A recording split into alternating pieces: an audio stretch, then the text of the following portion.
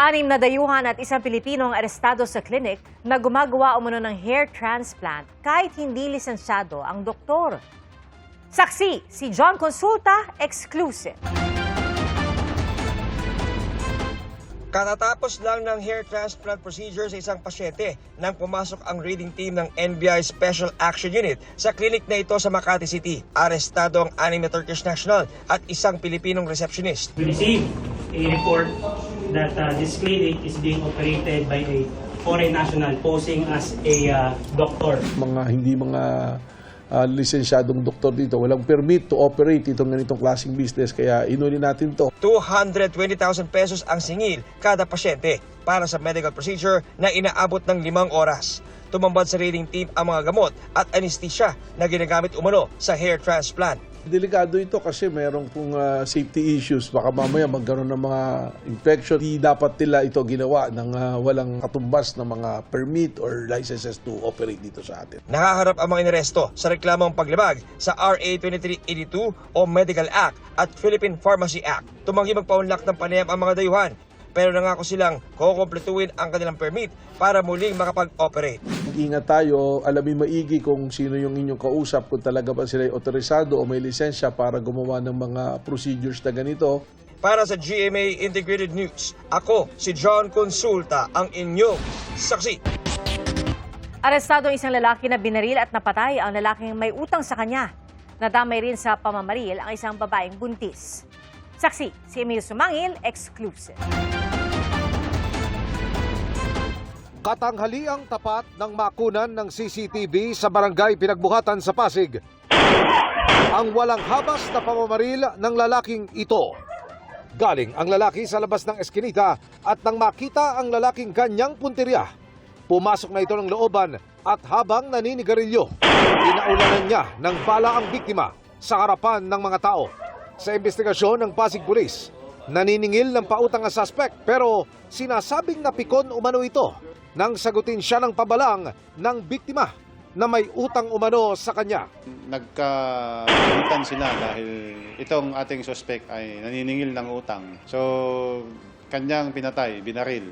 At may nadamay na isang babae dahil itong bala ay nag-ricochet. Ito yung buntis. Nasa maayos ng kalagayan ng buntis. Ang suspect naman, mabilis na tumakas at nagtago pero nadakip din sa kalapit barangay ng Malinaw sa bisa ng warrant of arrest. Makarang isumbong ng ilang kapitbahay. Biglang umuwi itong suspect natin sa bahay ng kanyang kinakasama.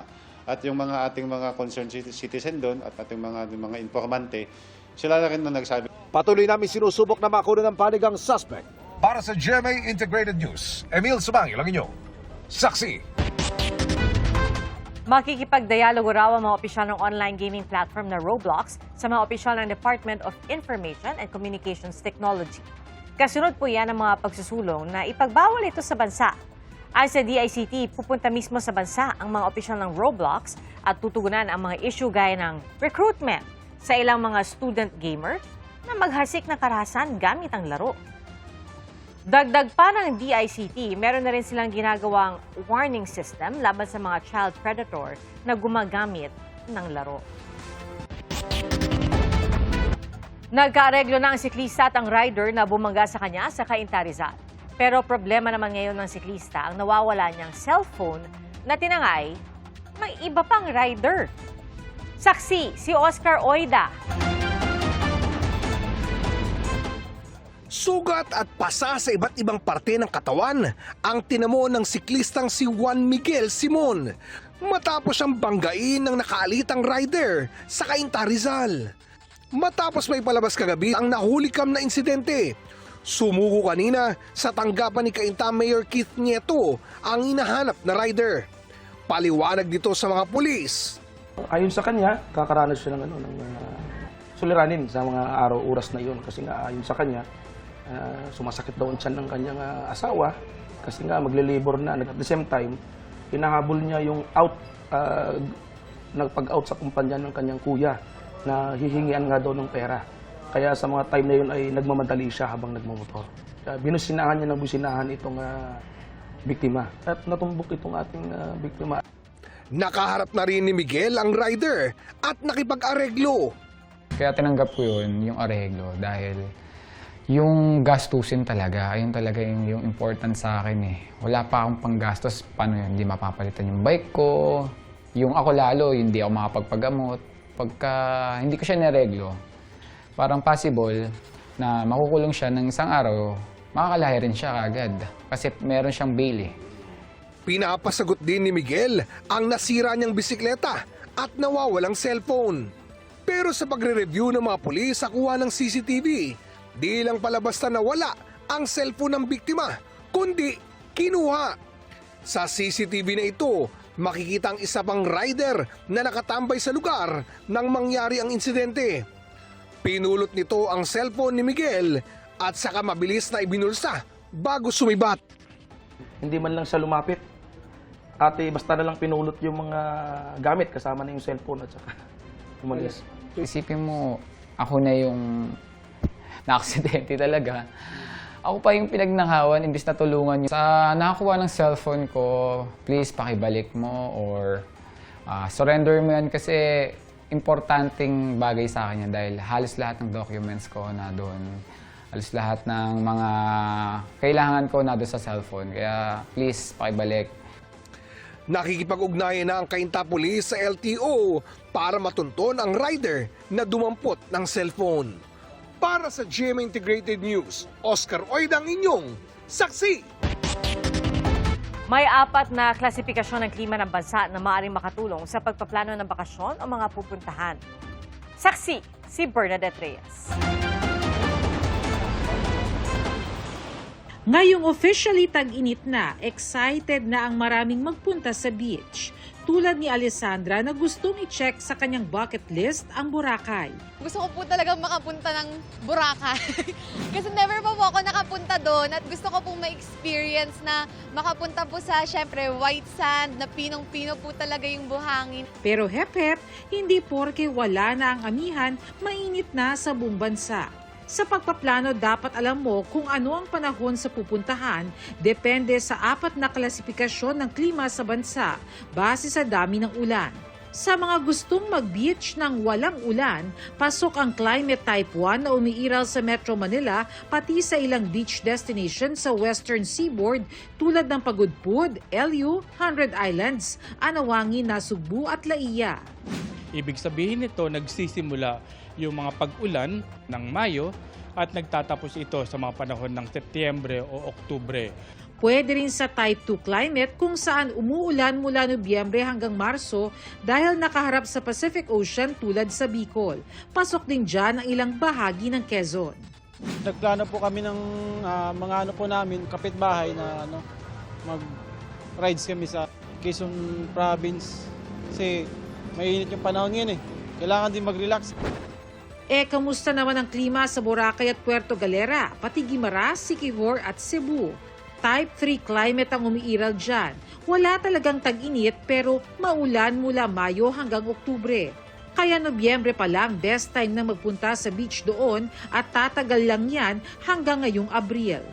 Para sa mga gustong mag-Mindanao, anytime is the best time dahil halos pare-pareho lang ang dami ng ulan dyan sa buong taon. Sa southern part, medyo na, kasi doon talaga nawawala yung northerly wind, yung hangin na nagdadala ng malamig na temperatura eh. So, yun yung mga una talagang iinit din, yung mga southern parts ng Pilipinas. May mga lugar ding all year naman ang lamig dahil sa taas ng lugar. Pwede sila pumunta sa Mountainous Luzon. Kabilang dito ang Cordillera, Administrative Region, at kung Mountainous Mindanao naman, nandito yung sa may Bukidnon. Sa kabila ng pagsisimula ng panahon ng tag-init, ayon sa UP Institute of Environmental Science and Meteorology, maaari may mga lugar na mas malamig pa rin sa pakiramdam kumpara sa kalapit na lugar. Halimbawa na lamang, mas presko dito sa UP Diliman kumpara sa Commonwealth Avenue. Ito ang tinatawag na microclimate. Sa Commonwealth, diba, mga sahig, mga semento, mas mainit yan kaysa sa pag nasa loob ka ng UP Diliman nagja-jogging, for example. Pwede rin naman na dito sa Metro Manila, iba yung climate natin dahil sa isang malaking city ito kumpara sa mga nearby provinces like Bulacan or Cavite. Pwede rin naman na yung Western Luzon, iba yung climate sa Eastern Luzon. May puno, may natural na masisilungan, tapos so yung circulation ng hangin mas maganda. Tapos in comparison sa maraming buildings kahit saan ka pumunta, walang silong, walang masyadong tree, so sobrang init kapag galing. So yung shift ng init talaga hindi mo makokontrol. Para sa GMA Integrated News, Bernadette Reyes ang inyong saksi. Pumila sa mga payout center pero hindi nakatanggap ng 5,000 pisong ayuda ang ilang TNVS driver dahil wala umano sa master list ang kanilang mga pangalan. Ang paliwanag ng DSWD sa pagsaksi ni Ian Cruz. Madaling araw pa lang, pila-pila na ang mga sasakyan ng mga TNVS driver na kukuha ng 5,000 pisong ayuda sa labas ng Quezon Memorial Circle. Inagahan daw talaga nila para makabiyahe pa. May ilan na hindi na bumiyahe kagabi para mauna sa pila. Gaya ng TNVS driver na si Leonard, naggaling pang Novaliches. Mas maaga, mas maganda. Pangalawa, yung traffic ang iiwasan natin. Malaking porsyento raw ng kanyang kinikita ay napupunta lang sa diesel. Yung 5,000, kulang na po yan. Halos isang araw at kalahati lang po namin gagastusin sa konsumo sa petrolyo yan. Pasalamat na po dahil tulong ng gobyerno. Dahil humaba na ang pila ng mga sasakyan, inabisuhan sila ng mga traffic enforcer na humanap ng parking. Magit 8,000 TNVS driver ang target na mabigyan ng ayuda sa Quezon City. Kwento ng ilang TNVS driver, tumidiskarte na sila para makatipid sa konsumo ng produktong petrolyo. Kung saan may booking, pagka-drop ko, doon na lang ako. Nag-aantay ng booking.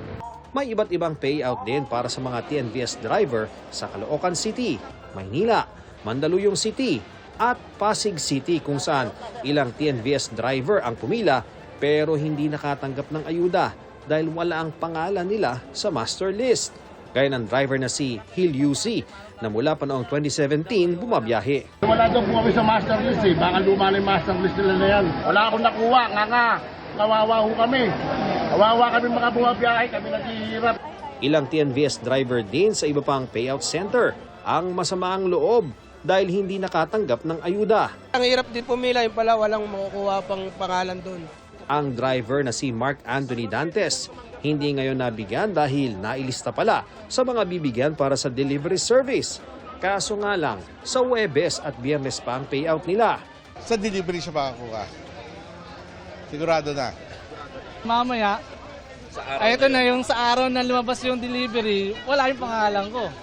Ang iba naman na wala sa kahit anong listahan, tiniyak na mabibigyan. Ipinaayos na raw ang mga listahan sa mga transport network company, aktibo man o hindi ang driver. Tanong tuloy ng mga TNVS driver na hindi nakakuha ng ayuda, saan ang galing ang listahan?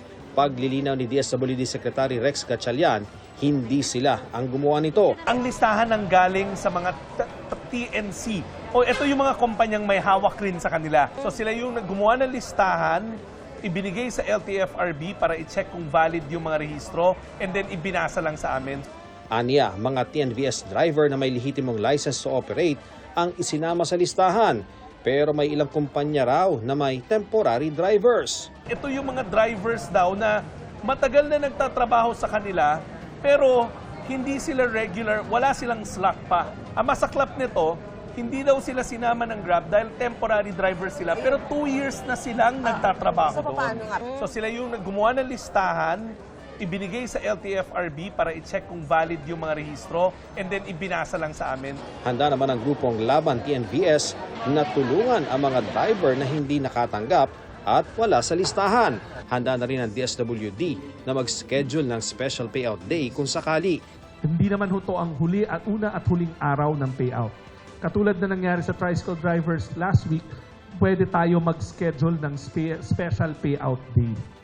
Sa ngayon, may mga driver daw na isinauli na ang kanilang sasakyan dahil sa liit ng naiuwi sa kanilang pamilya. Marami na po nagsoli ng mga susi ng ating mga sasakyan dahil talagang nauuwi po sa pagkalugi. Panawagan nila na silipin ng gobyerno ang komisyon ng mga transport network company, lalo na't may mga TNC na malaki ang kinakaltas sa mga driver. Kailangan po silipin ng ating gobyerno yung mga komisyon ng bawat transport network company Dahil po, meron pong mga komisyon na 25 hanggang 30% ang kinakalta sa ating mga driver. Para sa GMA Integrated News, ako si Ian Cruz, ang inyong saksi. Mga kapuso, maging una sa saksi. Mag-subscribe sa GMA Integrated News sa YouTube para sa iba't ibang balita.